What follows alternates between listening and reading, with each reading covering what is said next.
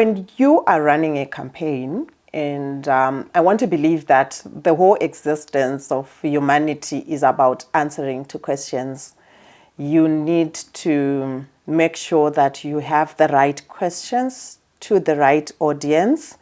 And the questions also have to be sequenced accordingly in terms of how you're going to ask those questions. So the framing of your questions for your campaign is very important.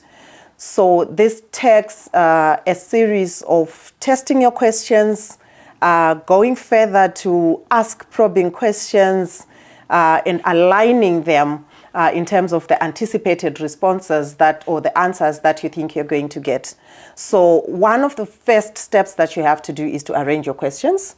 And arranging your questions takes, of course, understanding that you have your starting questions, you're going to have your probing questions, and there is going to be your closing questions in any of the accountability questions that you would have put in place. And that worked very well in terms of the public appearances, because you want your campaign to be answering critical questions. And those questions could start at a very superficial level sometimes.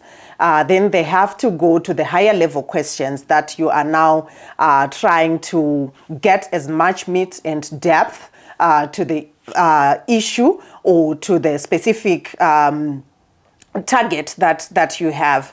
I remember with the interview that we had with the permanent secretary with the Ministry of Information, we had to come to a point where we had addressed the what questions. We needed to come to the how. It was an issue of process, output, and the outcome even of certain government projects. So the higher level questions also have to be kept in your bag of questions, and you need to take them out at some point, because the idea is not for you to just be rebutted and then you cannot move anymore. So you need to arrange your questions then accordingly so that you can get the answers.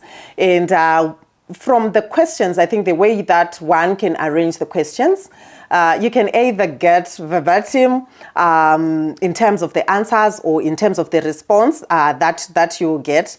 But there was also an issue as well of silence being part of either the responses and the answers. So you also have to know when you're arranging your questions, when you begin to ask the higher level questions, that there are answers or there are responses that are going to come in silence. And the issue of response and answers was very key for us in this campaign, in the campaign that we ran. And there is a lesson that each and every one of us who runs campaigns or who intend to run a campaign has to learn in terms of differentiating responses and answers for any campaign.